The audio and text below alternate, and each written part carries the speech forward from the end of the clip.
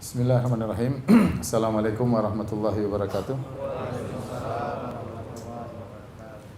Alhamdulillahi ala ihsani wa syukru lahu ala taufiqihi wa amtinani wa asyhadu an la ilaha illallah wahdahu la syarika lahu ta'ziman li sya'ni wa asyhadu anna Muhammadan abduhu wa rasuluhu da'ila ridwani. Allahumma salli alaihi wa ala alihi wa ashabihi wa ikhwani. Hadirin dan hadirat yang dirahmati oleh Allah Subhanahu wa taala. Insyaallah mulai malam hari ini kita akan membahas tentang sirah Nabi Muhammad sallallahu alaihi wasallam ya. Pembahasan tentang sosok yang paling mulia di alam semesta, manusia yang termulia yang pernah diciptakan oleh Allah di atas muka bumi ini. Tentunya mengenal sirahnya adalah suatu kebanggaan, suatu kenikmatan tersendiri. Apalagi ya Nabi sallallahu alaihi wasallam tidak akan surga terbuka pintunya kecuali diketuk oleh Nabi sallallahu alaihi wasallam. Namun sebelum saya menyampaikan tentang sirah Nabi sallallahu alaihi wasallam, ada hal yang perlu saya sampaikan bahwasanya tatkala kita membahas tentang sirah Nabi sallallahu alaihi wasallam, pada asalnya kita akan bersandar kepada hadis-hadis yang sahih saja. Tetapi kalau kita hanya bersandar kepada hadis-hadis yang sahih saja, maka rangkaian sirah itu ada yang terputus, tidak sempurna. Oleh karenanya, dalam rangka melengkapi kekosongan dari rangkaian atau rantai sejarah Nabi SAW, terkadang kita sebutkan hadis-hadis yang lemah, yang terkadang dalam hadis-hadis lemah tersebut ada perincian yang lebih dalam tentang sirah Nabi SAW. Akan tapi tentunya tidak semua hadis-hadis yang lemah, ada persyaratan. Di antaranya hadis-hadis lemah tersebut tidak boleh terlalu lemah, dhaifnya tidak boleh dha'fan syadidan, tidak boleh yang sangat lemah, tapi yang lemahnya tingkat rendah, ya, tidak boleh parah. Yang kedua, hadis-hadis tersebut tidak boleh bertentangan dengan hadis-hadis yang sahih. Yang ketiga, hadis-hadis tersebut tidak boleh dijadikan sandaran untuk menimbulkan hukum yang baru, apalagi akidah yang baru, ya. Kenapa perlu saya ingatkan hal ini? Karena kita dapati sebagian ahlul bidah dan sebagian orang-orang kafir, mereka mencela Islam dengan melihat hadis-hadis yang lemah tentang sirah, ya. Sebagai contoh, seperti orang-orang Syiah, mereka mencela Sahih Bukhari. Kenapa? Karena kata mereka dalam Sahih Al-Bukhari ada hadis tentang sirah Nabi di mana Nabi hendak membunuh diri suatu hari. Ya, namun hadis tersebut lemah, sehingga dijadikan ini sarana untuk mencela Sahih Al-Bukhari, ya, karena ada hadis yang lemah berkaitan dengan sirah Nabi sallallahu alaihi wasallam. Insyaallah akan datang penjelasannya. Demikian juga orang Nasrani, mereka mencela Islam dengan berdalil dengan hadis kisah pertemuan Nabi sallallahu alaihi wasallam dengan pendeta Buhaira. Tetapi ternyata sanad tentang pertemuan Nabi dengan pendeta Buhaira ada permasalahan, ya, sehingga didhaifkan oleh banyak ulama, ya. Karenanya tatkala kita menyampaikan sirah Nabi, kita akan menyebutkan hadis-hadis yang sahih. Kalau ada hadis yang dhaif, kita isyaratkan bahwa hadis ini dhaif, hadis ini lemah. Dan memang para ulama kalau untuk masalah sirah Nabi sallallahu alaihi wasallam, mereka tidak terlalu ketat dalam masalah kriteria hadisnya. Saya bacakan perkataan Al-Imam Ahmad, ya, di mana beliau pernah menyampaikan demikian juga para ulama yang lain, ya. Imam Ahmad berkata, "Idza rawaina an Rasulillah sallallahu alaihi wasallam fil halal wal haram was sunani wal ahkami tashaddadna fil asanid." Kalau kami meriwayatkan hadis-hadis Nabi yang berkaitan tentang halal dan haram, tentang hukum, tentang sunan dan ahkam, tentang hukum-hukum, tashaddadna fil asanid, maka kami kenceng dalam mengkritiki sanad, ya. Karena ini berkaitan dengan hukum baru, ya, masalah fikih, maka kita kenceng dalam masalah sanad. Wa idza rawaina 'ainin Nabi sallallahu alaihi wasallam fi fadail a'mal wa ma la yad'u hukman wa la ya'rifu wa la yarfa'uhu tasahalna fil asanid. Tapi kalau kita meriwayatkan hadis ternyata hanya berkaitan dengan keutamaan amal saleh, amal salehnya sudah ada, cuma berkaitan dengan pahalanya, maka kami tidak terlalu kencang dalam masalah ini. Demikian juga perkara-perkara yang tidak menimbulkan hukum yang baru atau menghilangkan hukum yang baru. Makanya kalau perkara sirah ada perincian tetapi tidak menimbulkan hukum yang baru, maka tidak mengapa kita sebutkan sebagian hadis-hadis yang ternyata sanadnya lemah. Karena kalau kita meriwayatkan sirah hanya sahih saja, maka sirah hanya sedikit. Syekh Albani rahimahullahu taala, beliau membuat buku judulnya Sirah An-Nabawiyah As-Sahihah atau As-Sirah As-Sahihah. Sirah Nabi yang hanya berdasarkan hadis-hadis yang sahih. Ternyata beliau hanya mengumpulkan sekitar 200 halaman saja. Itu pun tulisannya besar-besar. Artinya, ya kalau sirah hanya dibatasi dengan hadis-hadis yang sahih tok, maka hanya sedikit. Oleh karenanya para ulama bergampang-gampangan tentang masalah sirah. Kalau ada perincian selama tidak berkaitan dengan hukum, maka mereka sebutkan meskipun sanadnya lemah dengan syarat tidak terlalu lemah, tidak terlalu parah. Yang kedua, tidak bertentangan dengan hadis yang sahih. Yang ketiga, tidak menimbulkan hukum, apalagi menimbulkan akidah yang baru. Baik, hadirin dan hadirat yang dirahmati oleh Allah Subhanahu wa taala. Ternyata para salaf dahulu mereka memiliki perhatian besar dalam belajar sirah Nabi sallallahu alaihi wasallam.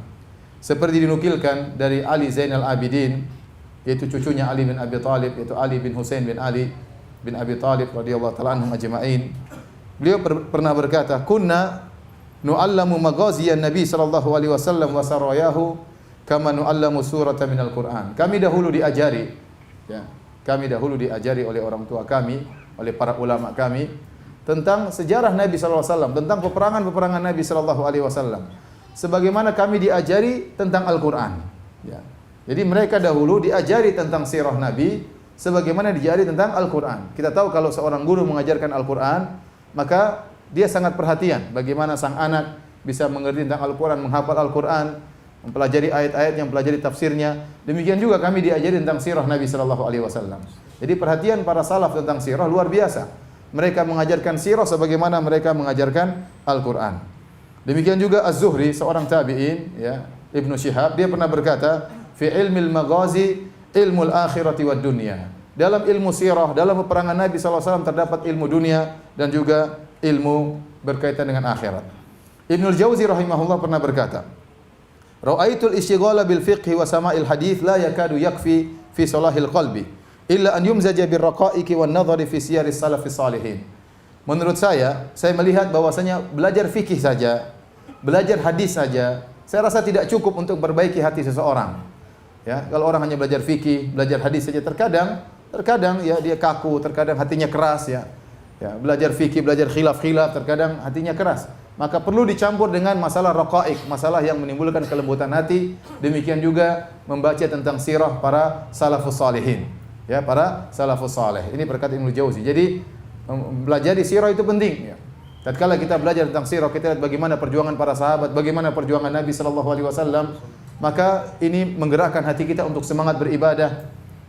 Semakin meyakinkan kita bahwasanya kehidupan dunia hanyalah sementara, ya. Bagaimana perjuangan mereka dan membuat kita tidak ujub, tidak bangga. Kita tahu ternyata kita tidak ada apa-apanya dibandingkan dengan para salaf dahulu, ya. Dan banyak pelajaran yang bisa kita ambil dari mempelajari sejarah orang-orang terdahulu. Beliau juga berkata, Ibnul Jauzi rahimahullah, "Wa aslul usuli al-ilmu." Pokok dari segala yang pokok adalah ilmu. Wa anfa'ul ulumi, dan ilmu yang paling bermanfaat, an-nadharu fi siyari Rasul sallallahu alaihi wasallam, dan ilmu yang paling bermanfaat adalah mempelajari sirah Nabi sallallahu alaihi wasallam. Ini yang berkata Ibnul Jauzi, ya.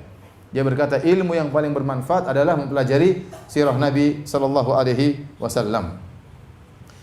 Para hadirin dan hadirat yang dirahmati oleh Allah Subhanahu wa taala, terlebih lagi ternyata dalam sirah Nabi banyak pelajaran yang bisa kita ambil, masalah akidah, masalah akhlak, masalah adab, masalah fikih. Seorang yang faqih kalau dia tidak paham tentang sirah, terkadang dia salah mengambil istinbat hukum. Terkadang dia salah dalam masalah nasikh wal mansukh. Mana yang lebih dahulu, mana yang terakhir. Kalau dia tidak mengetahui sejarah Nabi sallallahu alaihi wasallam secara berurutan.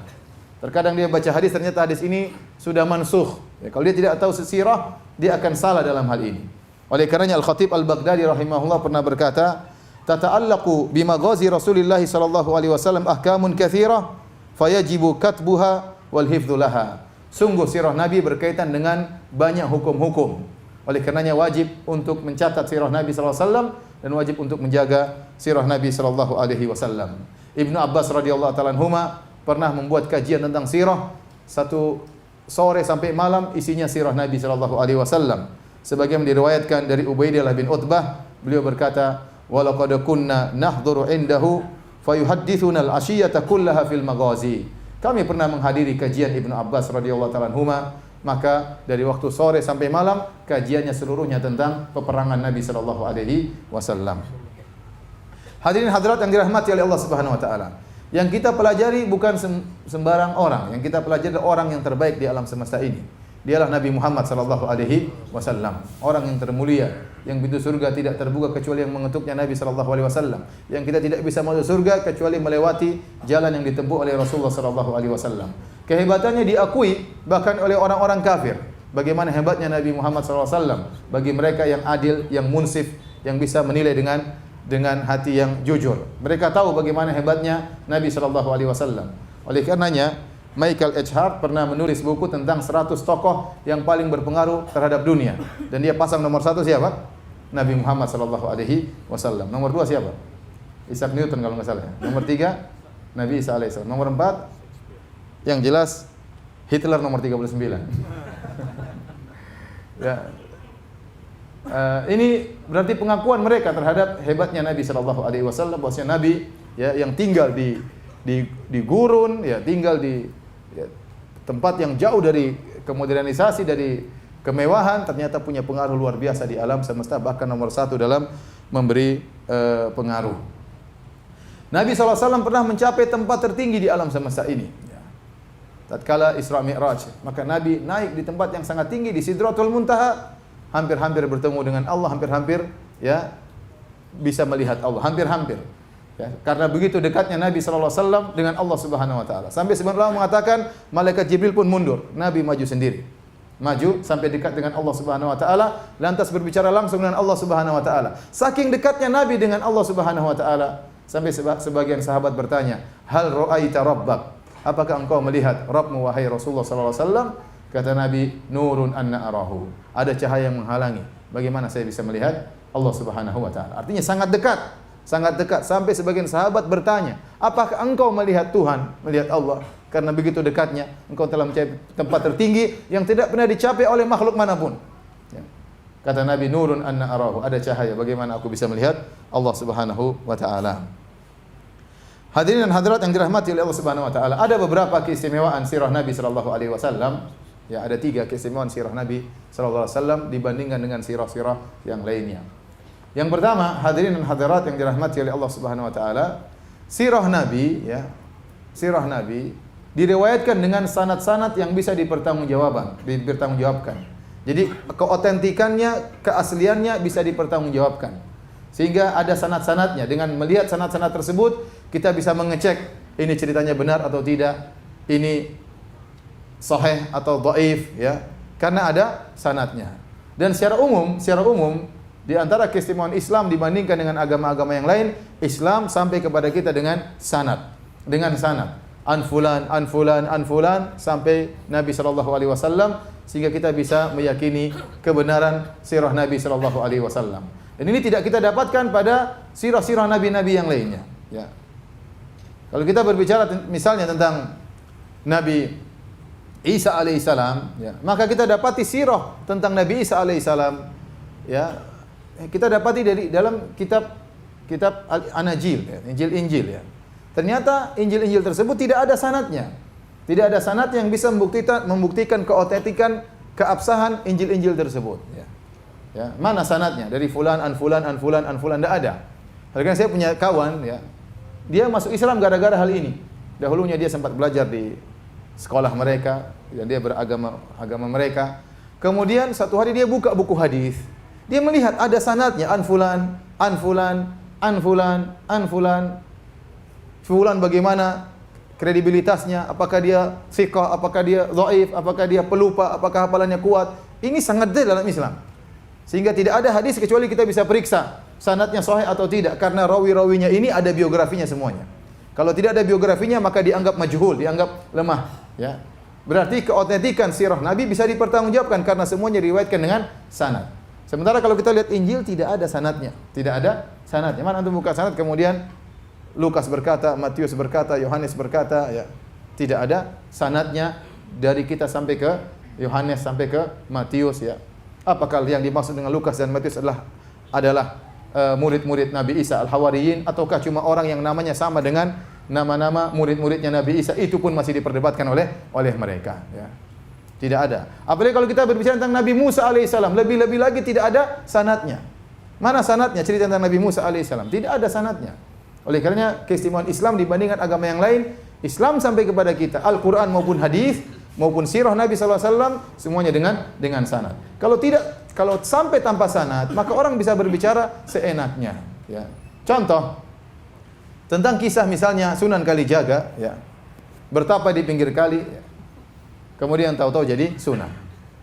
Kemudian tubuhnya penuh dengan lumut, ya. Tidak makan, tidak minum, bahkan tidak sholat. Kemudian tiba-tiba jadi sunan. Kita bilang mana sanadnya? Saya tidak percaya dengan cerita tersebut. Mana sanadnya? Kalau ada yang bisa datangkan sanadnya, baru saya percaya. Kalau enggak ada, maka kita katakan katanya. Katanya. Ya. Mana sanadnya? Dari Paijo, dari Juminten, dari siapa namanya? Bagio dan yang lainnya. Enggak ada. Sehingga kita tidak bisa membuktikan keotentikan sejarah tentang kisah Sunan Kalijaga tersebut. Kenapa? Karena tidak ada sanadnya. Kalau tanpa sanad semua orang bisa berbicara. Saya bisa bilang kakek saya dulu bisa terbang. Ya. Mana sanadnya? Ya, enggak ada. Katanya begitu ya.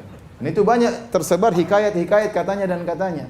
Tidak bisa kita buktikan apa? Secara otentik tentang keaslian kisah tersebut. Kenapa? Karena diriwayatkan tanpa sanad.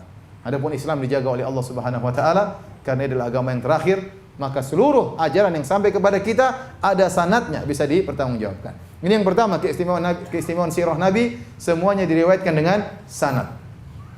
Yang kedua, ya, keistimewaan sirah Nabi sallallahu alaihi wasallam lengkap. Kalau antum baca tentang sirah Nabi, antum dapati bukan sejak lahir Nabi, bahkan sebelum lahirnya Nabi sudah dibicarakan oleh para ulama. Di antaranya tentang kejadian tentara bergajah yang dihancurkan oleh Allah Subhanahu wa taala, ya. Kemudian kisah-kisah sebelum lahir Nabi sallallahu alaihi wasallam. Ya, irhasat, yaitu tanda-tanda Allah akan memunculkan seorang nabi terakhir, kejadian-kejadian yang aneh. Kemudian dari lahir Nabi sallallahu alaihi wasallam sampai wafatnya Nabi sallallahu alaihi wasallam, lengkap sirah Nabi sallallahu alaihi wasallam. Adapun sirah-sirah, sejarah-sejarah orang-orang yang lain tidak lengkap. Ya, terkadang kita dapati sejarah seorang spektakuler dalam satu bidang saja, dalam sebagian sisi kehidupannya, ya. Ya, tidak seluruh sisi kehidupannya kita dapatkan. Kalau kita bicara tentang sejarah Nabi Isa alaihissalam, antum tidak akan dapati sejarahnya lengkap. Ya. Bagaimana masa mudanya, bagaimana ya masa kecilnya, tidak ada. Ya, tidak ada. Apalagi sejarah Nabi Musa alaihissalam, tidak lengkap juga, tidak lengkap. Sehingga kalau orang disuruh nulis tentang sejarah Nabi Isa alaihissalam cuma sedikit. Kalau seorang disuruh menulis tentang sejarah Nabi Musa cuma sedikit. Ya. Tapi kalau sudah kita tulis sejarah tentang Nabi Muhammad SAW, maka bukunya tebal-tebal. Ya.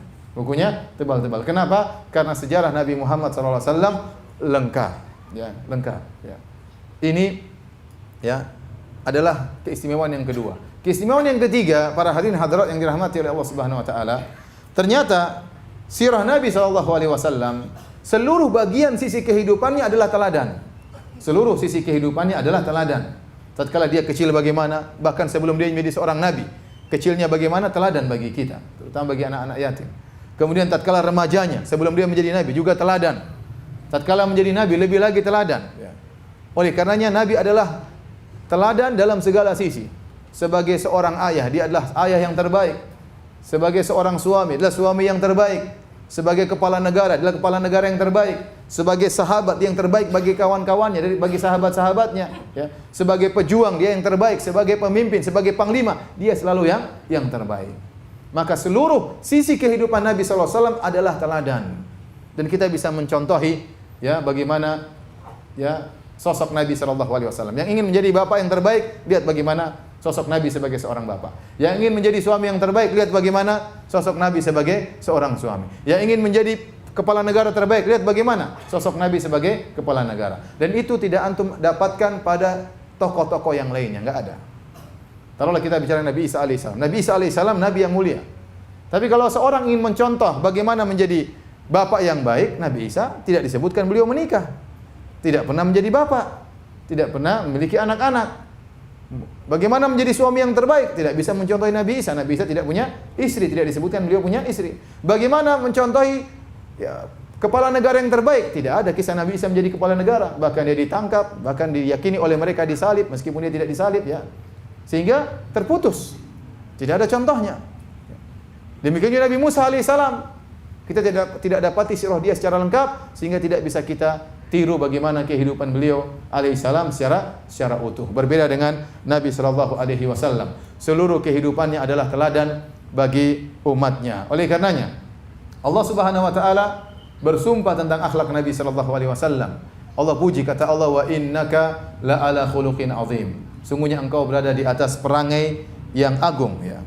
Bahkan Allah bersumpah dengan hidup Nabi sallallahu alaihi wasallam. La amruka innahum la fi sakratihim ya'mahun. Kata Allah, demi umurmu wahai Muhammad, sungguhnya mereka dalam kemabukan, dalam syahwat mereka. Ini Allah bercerita tentang kisah kaum Nabi Lut alaihissalam. Jadi dalam surat Al-Hijr Allah sebutkan tentang kisah kaum Nabi Lut yang mereka datang kepada Nabi Lut untuk meminta tamu-tamu Nabi Lut. Tamu-tamu Nabi Lut alaihissalam adalah malaikat Jibril dan teman-temannya yang menjelma menjadi lelaki-laki yang tampan. Lelaki-laki yang sangat tampan kemudian bertamu di rumahnya Nabi Lut. Akhirnya istrinya Nabi Lut kabarkan kepada orang-orang, ada orang-orang tampan datang ke rumahku. Karena mereka praktisi homoseksual semuanya, maka mereka datang. Yuhra'una ilaih. Mereka datang dengan penuh syahwat, datang ke Nabi Lut, minta agar diserahkan tamu-tamu tersebut. Nabi Lut berkata, haula'i dhaifi fala tafdhahun. Wahai kaumku, ini tamu-tamuku, jangan kalian bikin malu sama saya. Tamu-tamu saya hormati, bagaimana saya serahkan tamu-tamu saya kepada kalian. Kemudian Nabi Lut berkata, haula'i banati in kuntum fa'ilin. Kalau kalian ingin melampiaskan syahwat kalian, nikahilah putri-putriku, siap. Mereka siap untuk dinikahi. Kemudian mereka tidak mau. Mereka enggan. Mereka inginnya bertemu dengan para laki yang tampan tersebut. Mereka tidak tahu ternyata itu azab yang Allah kirimkan bagi mereka. Kata Allah, la amruka innahum la fi sakratihim ya'mahun. Demi umurmu wahai Muhammad, sungguhnya mereka terombang-ambing dalam kesesatan, dalam syahwat mereka yang bergejolak, Anehnya waktu Allah bersumpah, padahal dalam surat ini bercerita tentang Nabi Lut alaihissalam. Tetapi ternyata waktu Allah bersumpah dengan umur Nabi Muhammad sallallahu alaihi wasallam. Jadi konteks cerita tentang Nabi Lut, tentang kaum Nabi Lut, cerita tentang Nabi Lut alaihissalam. Tapi waktu Allah bersumpah, Allah mengatakan la amruka, demi umurmu wahai Muhammad sallallahu alaihi wasallam. Ini menunjukkan Allah mengagungkan umur Nabi sallallahu alaihi wasallam dan tidak pernah Allah bersumpah dengan kehidupan seorang kecuali kehidupan Nabi Muhammad sallallahu alaihi wasallam. Kenapa Allah bersumpah dengan umur dan kehidupan Nabi sallallahu alaihi wasallam? Karena setiap sisi dari umur Nabi sallallahu alaihi wasallam adalah teladan. Tidak ada umur Nabi yang lewat sia-sia, enggak ada. Semuanya contoh. Semuanya contoh. Kalau kita banyak umur kita yang lewat sia-sia, lewat jalan-jalan sini, ini maksiat sana, maksiat sini, pacaran sana, pacaran sini, ngibulin orang sana, ngibulin orang sini. Banyak umur yang sia-sia. Nabi Muhammad SAW seluruh umurnya adalah teladan. Sehingga Allah bersumpah dengan umur Nabi sallallahu alaihi wasallam. Hadirin dan hadirat yang dirahmati oleh Allah Subhanahu wa taala, oleh karenanya kata Ibnu Hazm rahimahullahu taala bahwasanya sirah Nabi itu adalah mukjizat secara tersendiri. Kita tahu bahwasanya mukjizat Nabi sallallahu alaihi wasallam banyak, Isra Mi'raj mukjizat Nabi sallallahu alaihi wasallam. Air keluar dari tangan beliau mukjizat Nabi sallallahu alaihi wasallam. Nabi memegang makanan bertasbih kepada Nabi sallallahu alaihi wasallam. Terdengar oleh para sahabat tasbih makanan tersebut. Nabi melewati sebuah batu tersebut mengucapkan salam. Assalamualaikum ya Rasulullah. Mukjizat Nabi sallallahu alaihi wasallam sangat banyak, Tetapi di antara mukjizat juga Al-Qur'anul Karim. Di antara sekian banyak mukjizat tersebut, kata Ibnu Hazm rahimahullahu taala, adalah sirah Nabi sallallahu alaihi wasallam. Kehidupan Nabi itu sendiri adalah mukjizat. Seandainya tidak ada mukjizat selain sirah Nabi, kecuali hanya sirah Nabi, maka sudah cukup. Kata Ibnu Hazm dalam kitabnya Al-Fisal fil Milal wal Ahwa wan Nihal, fa inna sirata Muhammadin sallallahu alaihi wasallam liman tadabbaraha taqtadi tasdiqahu daruratan wa tashhadu lahu bi annahu Rasulullah sallallahu alaihi wasallam haqqan falau lam takun lahu mu'jizatun ghairu siratihi sallallahu alaihi wasallam lakafa. Kata beliau, sungguhnya sirah Nabi sallallahu alaihi wasallam, barang siapa yang mengamatinya, barang siapa yang mempelajari sirah Nabi, maka dia pasti membenarkan Muhammad adalah utusan Allah Subhanahu wa taala. Pasti. Pasti.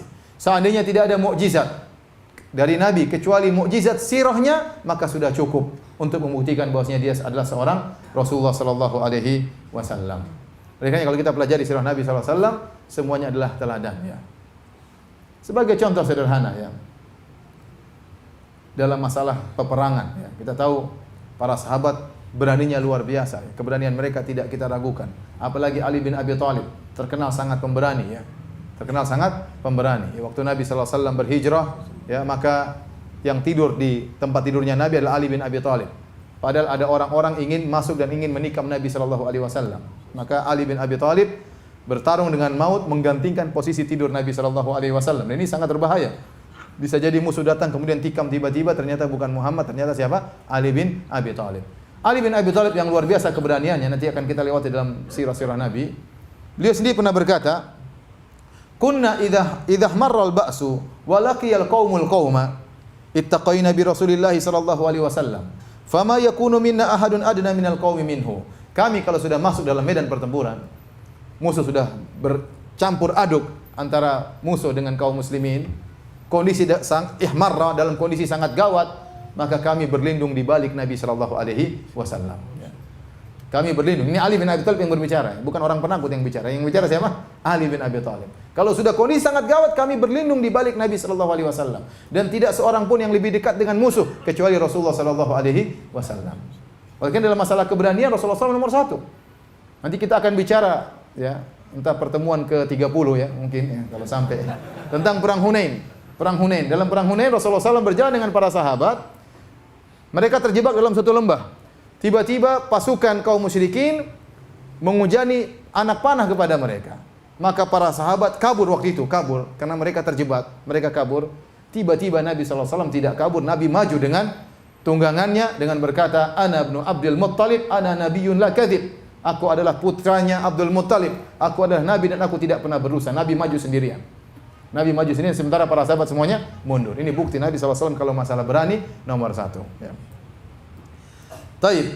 Kemudian, ya, kalau kita bicara akhlak Nabi SAW, maka semua akhlak Nabi adalah keajaiban. Ya. Adalah keajaiban. Ini pernah saya ceramahkan secara khusus, ya.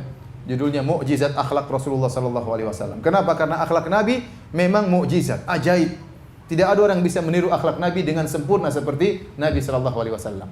Hal sederhana, masalah makanan. Ya. Kata seorang sahabat, "Ma'aban Nabiyyu SAW ta'aman qad."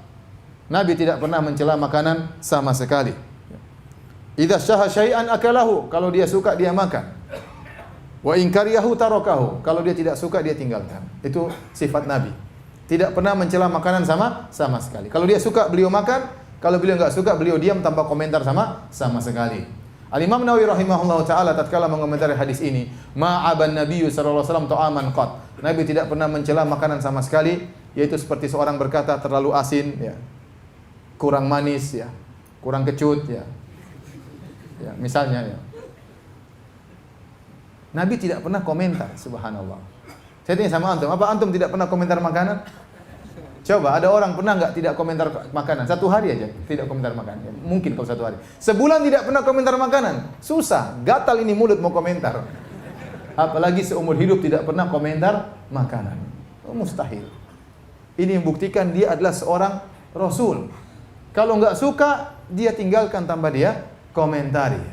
Kita kalau ada makanan, pasti kita komentari. Ya. Jangankan makanan yang kita beli, yang gratisan pun kita komentari. Dikasih gratisan, kurang enak, tapi habis. Ya. Oleh karenanya, ya, saya tahu hadis ini, dan saya sering sampaikan, tapi saya tetap komentari. Kurang enak. Situ Ustaz, jangan kurang enak. Saya gimana? Tetap aja saya komentari. Saya bukan Nabi SAW. Ya. Subhanallah, Nabi tidak pernah komentar. Saya renungkan hadis ini, saya bilang ini ajaib. Ini manusia ajaib. Enggak mungkin seorang tidak komentar terhadap apa? Makanan. Ya. Tidak mungkin. Ya. Susah kita enggak komentar terhadap makanan. Apalagi kalau kita sudah beli, ternyata kurang enak, lebih komentarnya lebih banyak lagi. Taib. Bahkan waktu Nabi disuruh untuk berkomentar. Satu hari Rasulullah SAW makan dhab bersama Khalid bin Walid. Dan dhab adalah kadal padang pasir, ya. Ingat, kadal padang pasir, ya.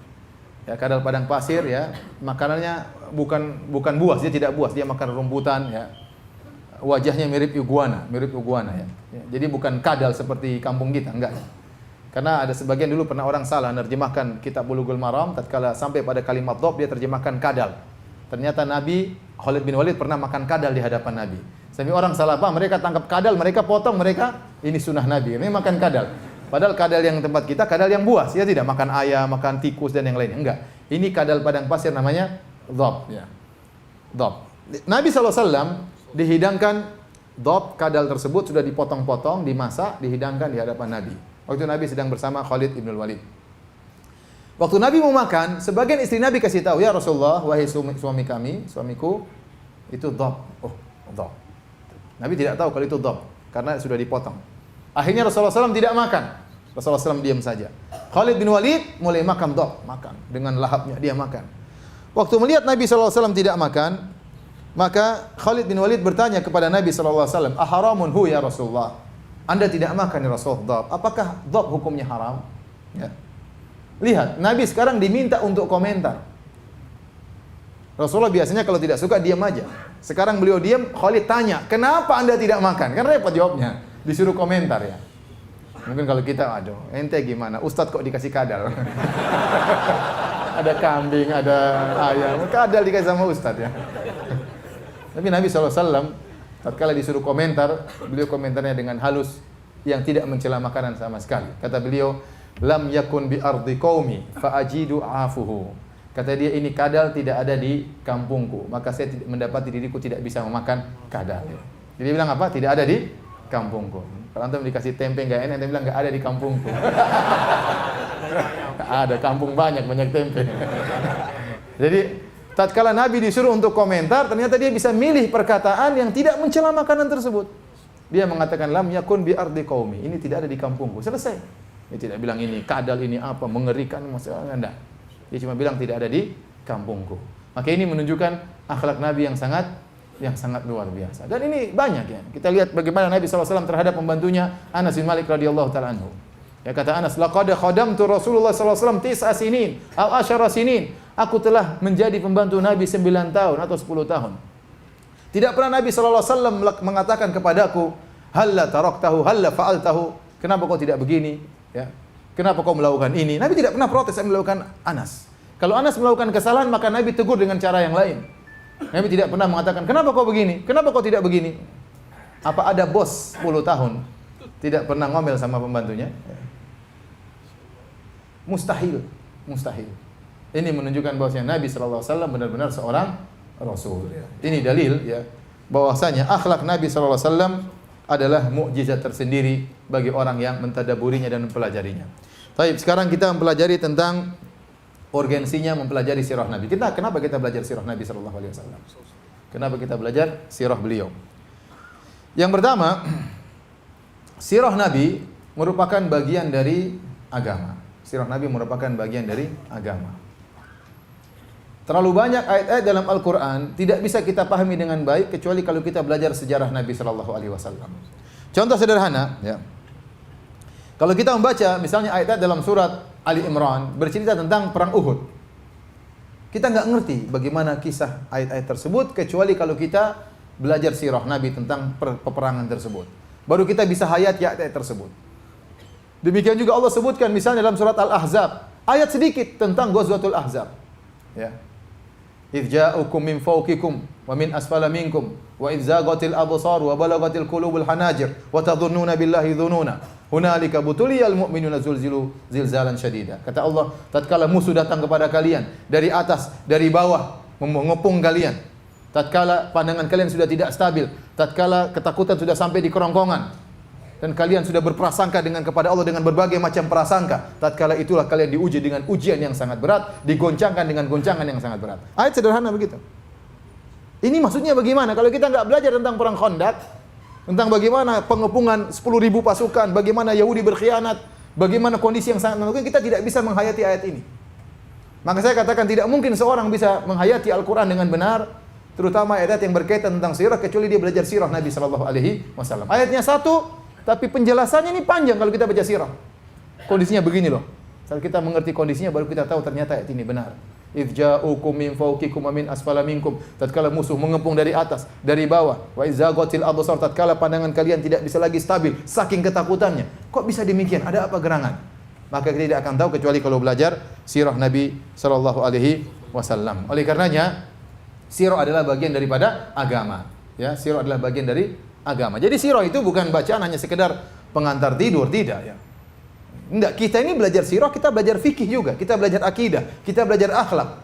Karena banyak hal-hal dalam agama yang berkaitan dengan sirah Nabi sallallahu alaihi wasallam. Jadi belajar sirah ini belajar agama ya. Sebagaimana Anda belajar hadis, sebagaimana Anda belajar fikih, sebagaimana Anda belajar akidah, sirah ini cabang ilmu tersendiri yang para ulama memberi perhatian khusus tentang masalah sirah Nabi sallallahu alaihi wasallam. Baik. Yang kedua, kenapa kita belajar sirah? Karena Allah Subhanahu wa taala menyuruh kita meneladani Nabi sallallahu alaihi wasallam. Dan Allah menyuruh kita untuk mencintai Nabi sallallahu alaihi wasallam lebih daripada yang lainnya. Allah berfirman, "Laqad kana lakum fi Rasulillahi uswatun hasanah." Sungguh pada diri Nabi ada teladan yang baik bagi kalian. Nah, ternyata Allah mengatakan Nabi itu teladan. Nah, bagaimana kita bisa meneladani Nabi kalau kita tidak mengetahui tentang perjalanan hidupnya ya. Oleh karenanya, konsekuensi dari untuk meneladani Nabi, maka konsekuensinya kita harus belajar sirah Nabi sallallahu alaihi wasallam. Terlebih-lebih lagi, Allah menyuruh kita untuk lebih cinta kepada Nabi daripada yang lainnya. Qul in kana aba'ukum wa abna'ukum. Allah menyebutkan seandainya orang tua kalian, anak-anak kalian, keluarga kalian, istri-istri kalian, ya. Kemudian harta kalian, tempat tinggal kalian, kalian cintai daripada Allah dan Rasulnya, ya. Fatarabbasu, maka tunggulah perkara Allah Subhanahu wa taala. Jadi Allah melarang jangan sampai kita karena dunia akhirnya kita lebih mencintai dunia daripada Allah dan Rasulnya. Allah menyuruh kita untuk lebih cinta kepada Nabi daripada seluruhnya. Apa kata Nabi sallallahu alaihi wasallam? La yu'minu ahadukum hatta akuna ahabba ilaihi min waladihi wa walidi wan nasi ajmain. Tidak akan beriman salah seorang dari kalian sampai aku lebih dia cintai daripada ayahnya, daripada orang tuanya, daripada anak-anaknya, daripada seluruh manusia. Aku yang harus lebih dia cintai. Umar berkata dalam Sahih Al-Bukhari, la anta ahabbu ilayya min kulli syai'in illa min nafsi. Ya Rasulullah, sungguh engkau adalah orang yang paling aku cintai dari segala sesuatu kecuali diriku. Maksudnya Umar, saya lebih cinta diri saya daripada engkau wahai Rasulullah. Dan itu wajar manusiawi, orang lebih cinta pada dirinya daripada orang lain.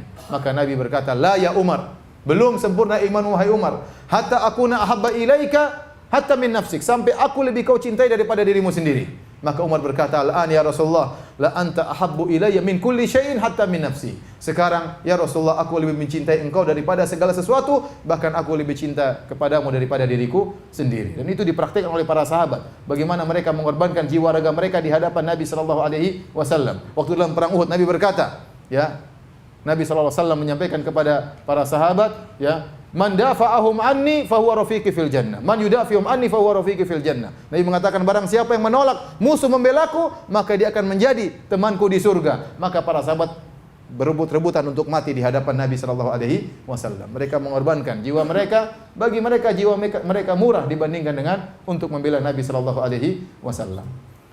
Oleh karenanya, cinta kepada Nabi ini ibadah tersendiri. Ibadah tersendiri. Dalam satu hadis ada seorang Arab Badui datang kepada Nabi sallallahu alaihi wasallam. Kemudian dia berkata, "Ya Rasulullah, mata sa'ah?" Wahai Rasulullah, kapan tiba hari kiamat?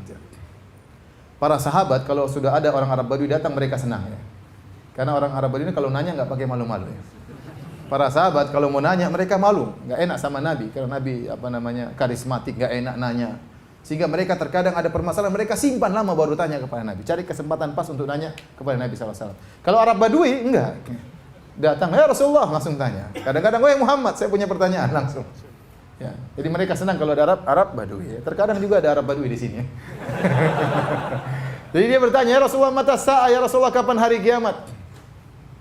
Rasulullah SAW tentunya tidak tahu kapan hari kiamat. Kata Rasulullah SAW, mal mas'ulu anha bi'alama minas sa'il. Kata Rasulullah SAW tidak tahu, ya. Karena waktu Jibril pernah bertanya kepada Nabi, ya Rasulullah, ya Muhammad akhbirni anis sa'ah. Jibril bertanya, ya Rasulullah, kabarkan kepadaku kapan hari kiamat. Kata Nabi, mal mas'ulu anha bi'alama minas sa'il. Yang ditanya tidak lebih tahu daripada yang bertanya. Artinya Jibril yang bertanya tidak tahu, yang ditanya Muhammad juga tidak tahu. Jadi Nabi SAW tidak tahu kapan hari kiamat. Ternyata ditanya kapan hari kiamat. Maka Rasulullah SAW balik bertanya kepada Arab Badui ini dengan pertanyaan yang bermanfaat. Kata Nabi, wa madza a'data laha? Apa yang kau siapkan untuk bertemu dengan hari kiamat tersebut? Hari kiamat pasti datang. Entah kiamat kubra, kita akan bertemu atau tidak, atau kita meninggal. Kalau sudah meninggal sudah tegak hari kiamat kita. Maka pertanyaannya, apa yang kau siapkan untuk bertemu dengan hari kiamat tersebut? Apa jawab Arab Badui tersebut? Ma a'datulaha bi kathrati salatin wala siyamin wala sadaqah, walakinni uhibbullaha wa rasulah. Kata dia, ya Rasulullah, saya persiapkan diriku bertemu dengan hari kiamat. Saya salat tapi salat saya tidak banyak. Arab Badui ini lugu ya, jujur. Saya salatku tidak banyak. Saya puasa sunnahku tidak banyak. Saya sedekahku tidak banyak. Tapi saya cinta kepada Allah dan Rasulnya. Saya cinta kepada Allah dan Rasulnya. Maka Rasulullah SAW berkata, ya, anta ma'aman ahbabta. Kau akan dikumpulkan bersama orang yang kau cintai. Kalau kau cinta benar kepada Nabi dengan cinta yang benar, kau akan dikumpulkan bersama Nabi SAW. Anas bin Malik waktu mendengar hadis ini, maka beliau berkata, "Fama farihal muslimuna bi syai'in ba'dal Islam, ma farihu bihadzal hadis." Kaum muslimin tidak pernah bergembira seperti gembiranya mereka dapat Islam, ya, yang paling gembira tentunya Islam, masuk Islam. Kemudian yang kedua yang paling mereka gembira adalah mendengar hadis ini. Ternyata kalau seorang mencintai orang lain dengan cinta yang benar, akan dikumpulkan bersama orang tersebut.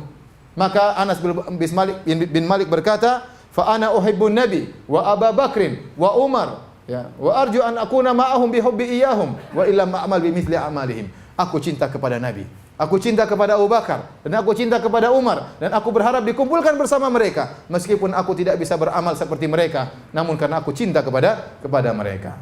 Maka ini hadis yang paling membuat bahagia para sahabat. Barang siapa yang cinta kepada orang lain dengan cinta yang benar, maka akan dikumpulkan bersama mereka. Oleh karena hati-hati, jangan sembarangan meletakkan cinta. Bagaimana dengan orang yang cinta mati sama Bon Jovi misalnya? Pasangnya kemudian cinta mati, semua diikuti. Cinta mati bahaya, jangan sembarang apa? Mencintai. Kalau datang histeris, pingsan, bahaya, jangan sembarang apa? Mencintai. Jadi ternyata cinta kepada Nabi ibadah yang sangat mulia. Ibadah tersendiri sangat mulia, bisa menjadi bekal seorang untuk bertemu dengan Allah pada hari kiamat. Disebutkan dalam sebagian riwayat, kata Ibnu Hajar rahimahullah, ya, dalam riwayat yang lemah, ya, Arab Badui ini, itulah Arab Badui yang kemudian kencing di masjid. Hadis tentang Arab Badui kencing di masjid, hadisnya sahih. Tetapi kaitannya apakah yang kencing di masjid itu adalah yang bertanya tentang hari kiamat, ada hadis yang menggandengkan, namun hadis itu lemah. Ya, paham? Hadis tentang Arab Badui bertanya kapan hari kiamat, hadisnya sahih. Hadis tentang Arab Badui kencing di masjid juga sahih. Tetapi apakah orang yang bertanya tadi dialah yang kencing di masjid? Ini hadisnya lemah, tapi ada hadis yang menjelaskan itulah orangnya. Jadi setelah dia bertanya kepada Nabi kapan hari kiamat, dia pergi ke depan kemudian dia kencing di masjid. Kencing di masjid. Ya, bukan di masjid Tarbiyah, bukan. Masjid Nabawi ya. Kencing di masjid apa? Nabawi ya. Maka fabala fi ta'ifatil masjid, kemudian dia kencing di pojok masjid. Fazajarahun nas, orang teriak, "Woi, berhenti!" Orang teriak. Sahu, mereka berteriak dalam riwayat, sahu mereka berteriak. Rasulullah SAW mengatakan, "Da'u, biarin, duduk, biarin. Santai aja." Jadi mereka sudah mau berdiri mau nahan, Rasulullah bilang, "Jangan, biarin." Ya. Kenapa? Kalau ditahan bahaya, kalau dia kaget dia balik berhamburan berbahaya. Kalau disuruh berhenti juga kerannya ditutup tiba-tiba juga bahaya. Jadi Rasulullah biarin agar kencingnya fokus ya. Begitu dia selesai kencing, Rasulullah SAW minta didatangkan air, kemudian ditumpahkan air tersebut. Orang Arab Badui ini waktu lagi asik kencing, dia dengar orang teriak-teriak. Dia dengar Nabi bela dia. Biarin. Dia dengar atau tidak? Dia dengar. Maka dia sangat cinta kepada Nabi SAW. Dia berdoa kepada Allah, Allahumma arhamni wa Muhammadan wa la tarham ma'ana ghairana. Ya Allah, rahmati aku dan Muhammad saja, yang lain enggak usah. Maka Nabi SAW berkata, laqad hajjarta wasi'an, kau telah menyempitkan rahmat Allah yang begitu luas. Kenapa Arab Badui ini kagum dengan akhlak Nabi sallallahu alaihi wasallam? Ya. Taib. Masih ada waktu? Para hadirin Allah Subhanahu wa taala, bagaimana cara kita untuk cinta kepada Nabi dengan cinta yang sungguhnya? Tidak ada cara untuk mencintai seorang ya, kecuali dengan mengenal orang tersebut lebih dekat. Apa kata pepatah Indonesia, tak kenal maka tak sayang. Banyak orang kalau kita bilang cinta sama Nabi, ya, tapi dia tidak kenal siapa sosok Nabi. Apa sabda-sabdanya, bagaimana akhlaknya, apa wajangan-wajangannya, bagaimana sunnah-sunnahnya, tidak kenal dia. Dia ngaku cinta kepada Nabi. Dia bilang kalau ingin cinta kepada Nabi dengan cinta yang benar, kenalilah Nabi lebih dekat. Seorang bisa dicintai, kita lanjutkan, habis sholat ya. Habis sholat. Bismillahirrahmanirrahim. Assalamualaikum warahmatullahi wabarakatuh. Alhamdulillah, salatu wassalamu ala Rasulillah wa ala alihi wa sahbihi wa wala.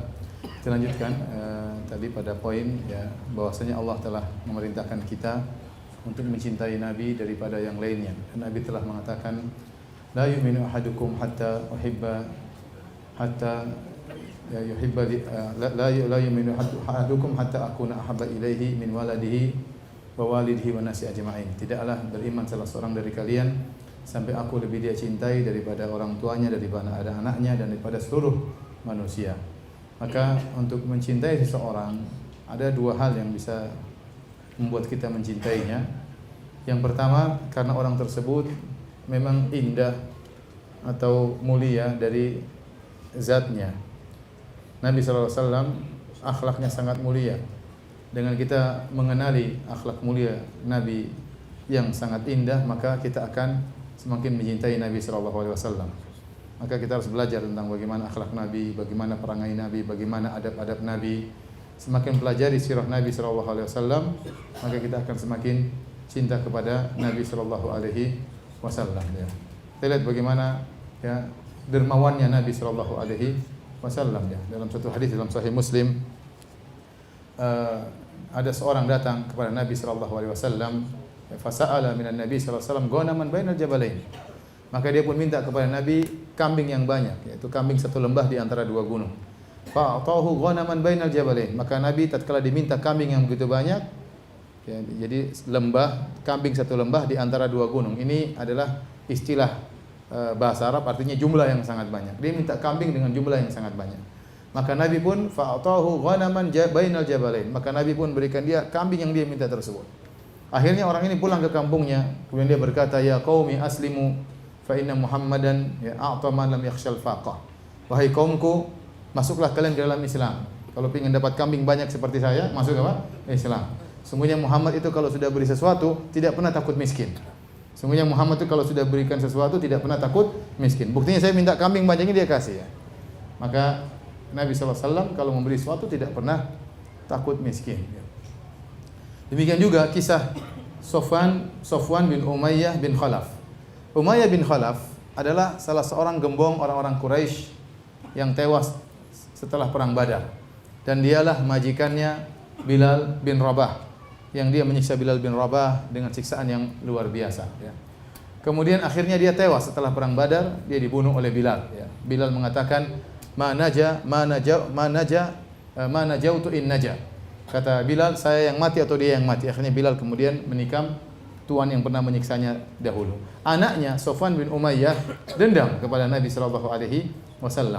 Maka setiap dalam peperangan dia selalu menjadi pemimpin ya, di antara banyak pemimpin pasukan kaum musyrikin untuk membunuh Nabi SAW. Dalam perang Uhud dia ikut, dalam perang Khandaq dia ikut ya, untuk membunuh Nabi SAW karena dendamnya kepada Nabi atas tewasnya ayahnya Umayyah bin Khalaf. Sampai akhirnya tatkala Nabi menaklukkan kota Mekah tahun 8 Hijriyah, banyak orang-orang kafir Quraisy akhirnya tunduk kepada Nabi dan akhirnya masuk Islam. Mereka masuk Islam. Tetapi Sofwan bin Umayyah tidak mau masuk Islam karena masih jengkel sama Nabi SAW. Akhirnya Nabi suruh panggil dia tadinya mau kabur, kata Nabi, tidak usah kabur, ke sini. Saya tidak paksa kau masuk Islam, silakan kau berpikir. Saya kasih waktu berapa bulan. Tidak usah masuk Islam, tidak apa-apa, tapi pikir. Akhirnya dia ikut Nabi dalam perjalanan Nabi sampai dan terjadi perang Hunain, dia juga ikut dan dia belum masuk Islam. Dia belum masuk Islam. Akhirnya waktu Nabi menang dalam perang Hunain, Nabi mendapati onta yang sangat banyak hasil rampasan perang, kambing yang sangat banyak. Nabi melihat Sofwan begitu kagum melihat jumlah onta yang sangat banyak hasil rampasan perang. Maka Nabi tahu Sofwan ini suka dengan apa? Onta yang begitu banyak. Maka Nabi berikan kepada dia 100 ekor onta. 100 ekor onta. Kemudian tidak lama lagi Nabi kasih lagi 100 ekor onta. Kemudian Nabi kasih lagi 100 ekor onta ya. Akhirnya dia cinta sama Nabi SAW. Kata dia dalam Sahih Muslim, tidak ada wajah yang paling aku cintai seperti wajah Muhammad SAW. Fama bariha yu'tini. Namun dia senantiasa memberikan kepada aku sampai akhirnya tidak ada wajah yang paling aku cintai seperti wajah Muhammad SAW. Jadi lihatlah bagaimana akhlak Nabi SAW, memberikan ya tanpa pernah takut miskin ya. Dan kalau antum ingin mencontohi Nabi silakan. Kalau ada orang benci sama antum kasih mobil ya. Mungkin kebenciannya berkurang. Kasih mobil lagi kedua kali. Kasih rumah, udah dia cinta sama antum. Silakan praktekkan ya. Jadi luar biasa akhlak Nabi. Kalau kita belajar akhlak Nabi SAW seperti ini, maka kita akan semakin cinta kepada Nabi sallallahu alaihi wasallam. Di antara perkara lain yang membuat kita cinta kepada Nabi, kita harus mengetahui jasa Nabi kepada kita. Semakin orang berjasa sama kita, kita semakin cinta kepada dia. Dan itu sudah tabiat manusia. Ya. Apa kata seorang penyair? Ahsin ilan nasi tasta'bid qulubahum. Berbuat baiklah kepada orang lain, kau akan mengambil hatinya. Itu sifat manusia. Manusia kalau diberi dia suka. Ya. Dia akan mengenang jasa orang yang memberikan kepada dia. Ya. Oleh karenanya Nabi SAW bersabda, tahadu tahabu. Salinglah kalian beri hadiah, maka kalian akan saling mencintai. Ya. Manusia sekaya apapun kalau dikasih hadiah suka ya. Ya, dikasih hadiah. Terkadang bukan dia perlu, tapi namanya hadiah dia suka dikasih sama orang. Maka kalau kita tahu jasa orang lain sama kita, kita akan cinta sama dia. Makanya ya seorang suami terkadang semakin cinta kepada istrinya tatkala dia tahu bagaimana jasa istrinya yang telah mengandung anaknya ya. Kemudian repot mengurus anak-anaknya, ya, yang telah menyiapkan makanan baginya, yang mengurus rumah tangga. Ketika dia mengenang jasa istrinya, dia semakin cinta kepada istrinya. Jadi kita bisa mencintai seorang dengan mengenang jasa yang dia berikan kepada kita. Wajarlah, sederhana. Kita punya teman dua. Satunya kalau ngajak-ngajak, tidak pernah ngajak kita makan gratis. Satunya kalau ngajak selalu traktir kita gratis. Kita cinta yang mana? Itu mantap. Ada kita punya teman dua, teman dekat. Satunya kalau ngajak, ayo kita makan, ayo Firanda makan. Saya makan suruh bayar sendiri. Satunya kalau ngajak makan, makan, dibawakan, terus dia bayarin. Kita cinta yang mana?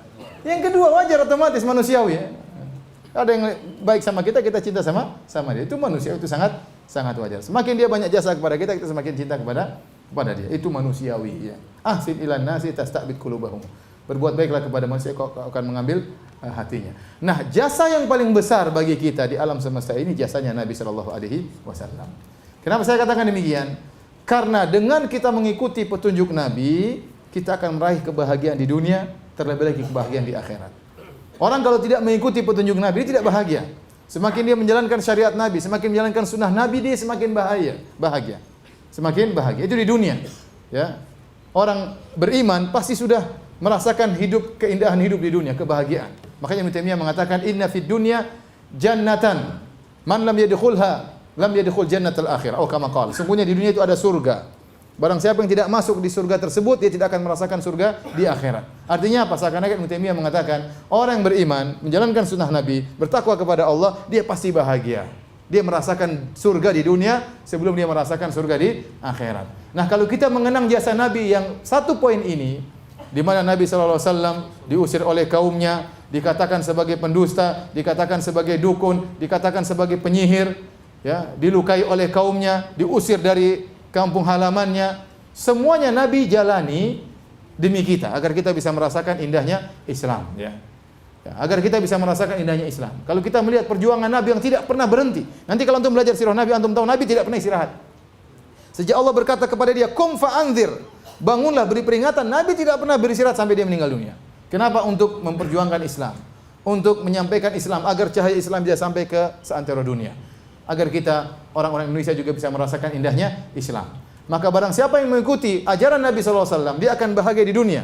Terlebih-lebih ternyata di akhirat dia akan meraih kenikmatan abadi yang selama-lamanya, dan dia akan terselamatkan dari kesengsaraan hati di dunia, dan juga akan terselamatkan dari kesengsaraan abadi di akhirat. Barang siapa yang tahu jasa ini, dia tahu bahwasanya jasa Nabi lebih daripada jasa orang tuanya. Ya, lebih daripada jasa orang tuanya. Maka dia mengerti kenapa Nabi mengatakan, kamu harus lebih cinta kepada saya daripada kedua orang tuamu, daripada anak-anakmu, dan daripada dirimu sendiri. Jadi tidak mungkin kita bisa mengenal jasa Nabi kecuali kita belajar sirah Nabi sallallahu alaihi wasallam, sehingga kita bisa lebih cinta kepada Nabi dengan cinta yang sesungguhnya. Demikian para hadirin dan hadirat yang dirahmati oleh Allah Subhanahu wa taala, kajian kita untuk sesi perdana ini tentang sirah Nabi sallallahu alaihi wasallam. Insyaallah Rabu-rabu berikutnya kita akan lanjutkan pada sesi yang kedua. Ustadz, apa nama buku-buku sirah yang muktamad untuk dibaca? Kalau saya anjurkan yang bisa bahasa Arab, buku sirah yang baik diantaranya adalah Sirah An-Nabawiyah As-Sahihah, ya, itu karangan Dr. Akram Al-Umar, ya. Itu menjadi muqarrar atau kurikulum di Universitas Islam Madinah. Dulu saya belajar waktu saya di kuliah hadis S1, saya belajar buku ini karena ini menjadi muqarrar, jadi kurikulum bagi kita, maka kita harus baca. Ini buku bagus. Dia berusaha mengumpulkan hadis-hadis yang sahih hadis-hadis yang dhaif maka dia jelaskan ini dhaif, ini enggak bisa dijadikan hujjah, ini dhaif tapi bisa digunakan dalam sirah ya. Buku 2 jilid. Ini bagi yang bisa bahasa Arab. Kalau tidak bisa bahasa Arab, maka beli terjemahan ya. Setahu saya buku ini belum diterjemahkan. Wallahu alam apa sudah diterjemahkan atau belum ya. Tapi ada buku yang bagus ya, yang standar bagi kita adalah Rahiqul Makhtum. Rahiq Al-Makhtum karangan Sofiyur Rahman Al-Mubarakfuri, seorang ulama dari India. Itu sudah diterjemahkan sejak saya masih kuliah dulu di UGM tahun 98 saya sudah dapat terjemahan buku tersebut. Tentu sekarang masih ada. Itu buku minimal kita punya buku itu. Ya, buku-buku yang lain masih banyak ya, tapi dalam literatur bahasa Arab ya mungkin belum diterjemahkan. Tapi kalau antum yang belum bisa bahasa Arab minimal punya buku itu Ar-Rahiq Al-Makhtum ya, tentang sirah Nabi sallallahu alaihi wasallam karangan seorang ulama India Sofiyur Rahman Al-Mubarakfuri. Adapun kalau yang mutawwal yang panjang seperti sirah Ibnu Hisham ya, ini panjang ya.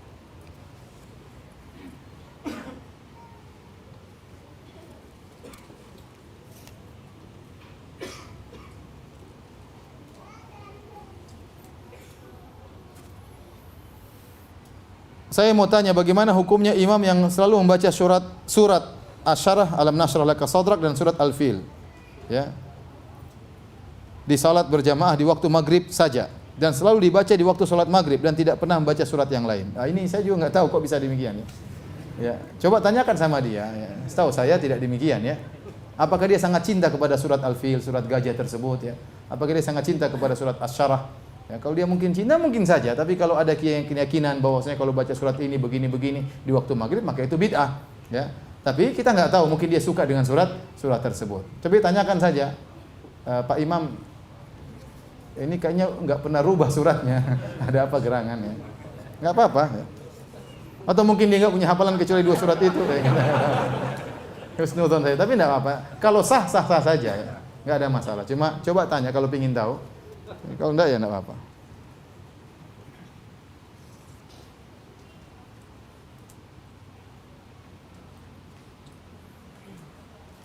Jadi Nabi SAW mengatakan, Ana sayyidu waladi Adam yaumal qiyamah. Aku adalah pemimpin anak Adam pada hari kiamat. Nabi adalah manusia terbaik. Namun dalam hadis yang lain, Nabi mengatakan, La tufaddiluni ala Musa. Jangan kalian memuliakan aku daripada Nabi Musa. Bagaimana menjamak 2 hadis ini? Para ulama menjelaskan maksudnya, jangan kalian mengatakan Nabi lebih baik daripada Nabi Musa dalam rangka mengejek Nabi Musa. Tidak boleh ya. Ya, tidak boleh. Kita tidak semuanya mulia, tapi Nabi lebih apa? Mulia. Kita mengatakan Nabi lebih mulia daripada Nabi Musa bukan dalam rangka mengejek Nabi Musa. Ya, tidak. Kalau dalam rangka mengejek merendahkan Nabi Musa, maka tercela dosa, mencela seorang nabi. Ya, tidak boleh. Ya.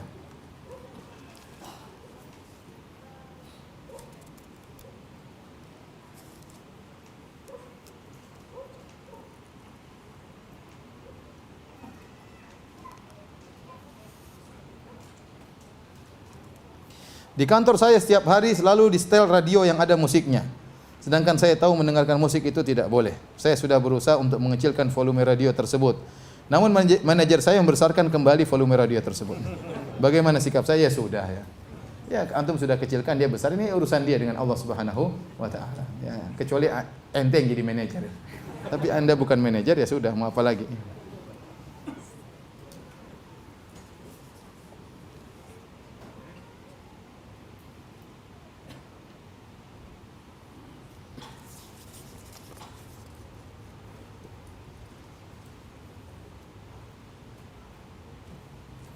Bagaimana kiat-kiat kita agar kita bisa mencintai Nabi melebihi dari diri sendiri selain mempelajari sirah? Caranya kita menjalankan sunnah Nabi. Semakin kita jalankan sunnah Nabi, semakin cinta kepada Nabi. Kita ini sunnah Nabi, ini sunnah Nabi. Selalu kita demikian. Kenapa saya begini? Ini sunnah Nabi. Kenapa saya begini? Ini sunnah Nabi. Kata Sufyan Ats-Tsauri rahimahullah, "Law istata'ta alla tahukka ra'saka illa bisunnah faf'al." Kalau kau mampu tidak menggaruk kepalamu kecuali ada dalilnya, lakukan. Artinya tidak ada dalilnya, silakan garuk saja. Tapi kalau bisa setiap yang kau lakukan ada dalilnya. Ya begini, kenapa? Nabi begini. Maka semakin kita menjalankan sunnah Nabi, maka semakin kita cinta kepada Rasulullah sallallahu alaihi wasallam.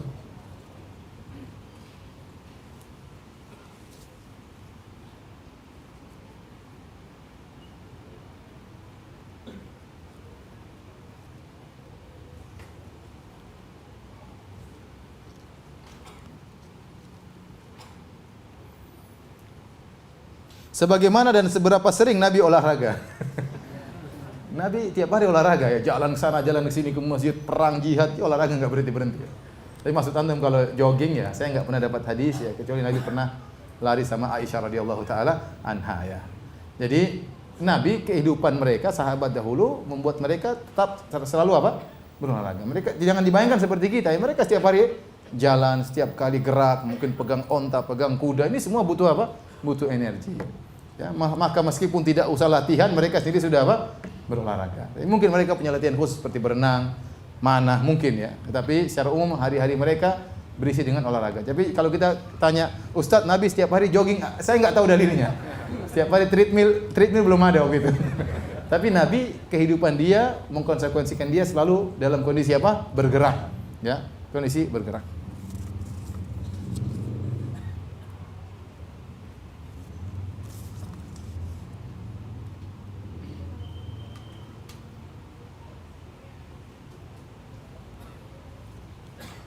Ini banyak bertanya tentang riwayat-riwayat sirah, tapi nanti di kemudian hari kita akan jelaskan ya. Saya tidak ingin jawab sekarang.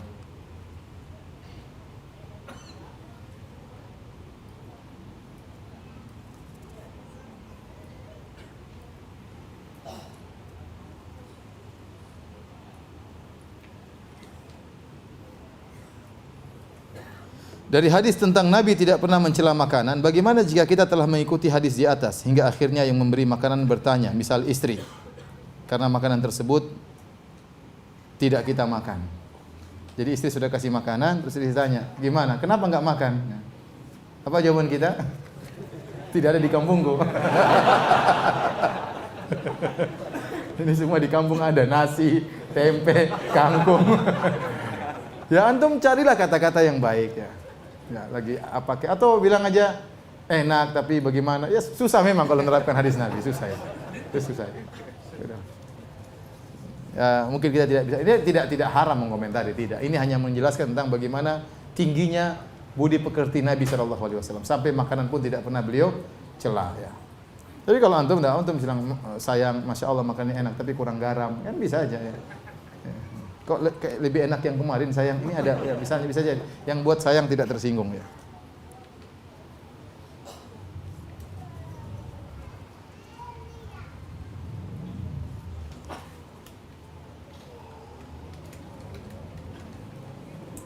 Ustaz, saya ingin bertanya, sering bertemu ayat kami ciptakan, kami turunkan dan sebagainya. Apa yang dimaksud dengan kami? Jadi kami dalam bahasa Arab bisa artinya pengagungan meskipun yang berbicara satu.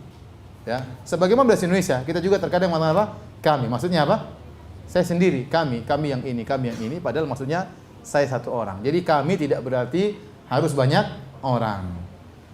Yang kedua, ini yang pertama. Yang kedua, terkadang Allah menyebutkan kami, maksudnya malaikat. Contoh, Allah berfirman dalam surat Al-Qiyamah, "Fa idza qara'nahu fattabi' Qur'anah." Kalau kami bacakan Al-Quran, wahai Muhammad, maka ikutilah. Yang baca siapa? Malaikat Jibril. Yang mentalkin Nabi, mendikte Nabi Al-Quran siapa? Allah atau Malaikat Jibril? Malaikat Jibril. Tapi Allah mengatakan, فَإِذَا قَرَأْنَاهُ, kalau kami bacakan Al-Quran, ikutilah wahai Muhammad. Ini dalil bahwasanya kami di situ maksudnya apa?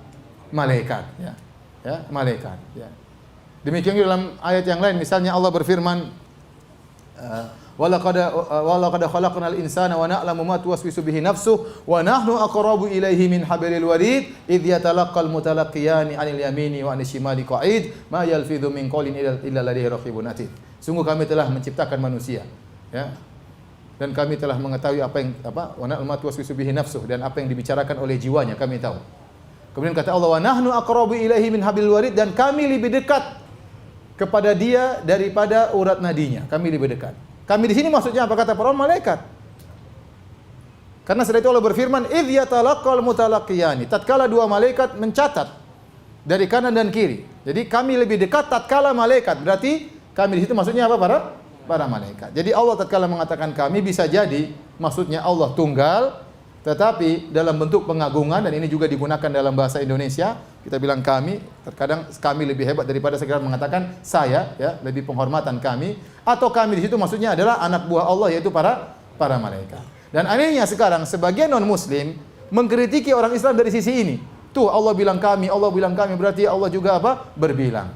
Padahal orang-orang Arab dahulu, Abu Jahal, Abu Lahab yang pakar bahasa Arab, tidak pernah mencela Islam dari sisi ini. Karena mereka tahu bahasa Arab kalau bilang nahnu, kami tidak mesti menunjukkan berbilang. Paham? Kenapa mereka mengkritik kami? Karena mereka nggak ngerti bahasa Arab. Kalau itu adalah celaan bagi tauhid, pasti Abu Jahal sudah protes. Muhammad, ente bilang tauhid, kenapa ente bilang Allah bilang kami? Ternyata Abu Jahal, Abu Lahab tidak pernah protes dari sisi ini. Paham? Karena mereka tahu bahasa Arab, kalau kita seorang mengatakan kami, itu tidak mesti berbilang. Terkadang kami maksudnya perwakilan. Contoh, seorang bupati mengatakan kami yang bangun masjid itu. Padahal tukang yang bangun setengah mati. Dia cuma apa namanya? Lihat-lihat saja. Paham? Gitu maksudnya.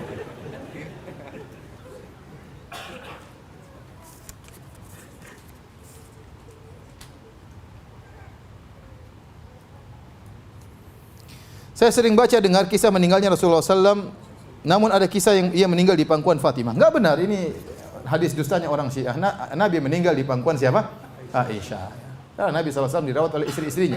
Sampai akhirnya di menjelang meninggal Nabi mengatakan, Aina ana godan, besok saya dirawat di mana? Besok saya dirawat di mana? Yuridu yauma Aisyah. Nabi ingin dirawat di rumah Aisyah. Akhirnya istri-istri Nabi yang lain paham.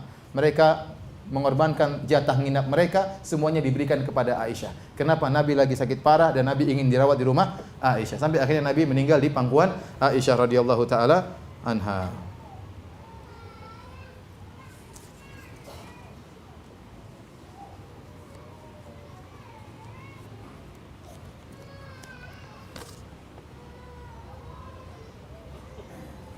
Afwan Ustaz, apakah wajib seorang suami memberikan jatah bulanan kepada istri untuk jajan atau kebutuhan pakaian dan yang lainnya?